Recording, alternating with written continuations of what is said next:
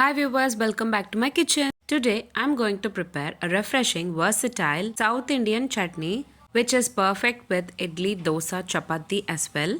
To prepare this chutney, first take a blender jar, add 1/4 cup of coconut, 1/4 cup of cucumber, few coriander leaves, few curry leaves, 1 green chilli, 2 spoons of roasted gram, a pinch of asafoetida and 1/4 spoon of salt.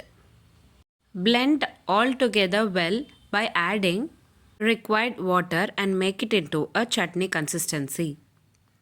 Now transfer the chutney into a bowl and add the tempered mixture on top of it and give a nice mix. For tempering, add 1 teaspoon of oil in a pan. Add half spoon of mustard seeds, 1 red chilli and few curry leaves. Once it splutters, add it to the chutney. And that's it. Healthy cucumber coconut chutney is ready to serve.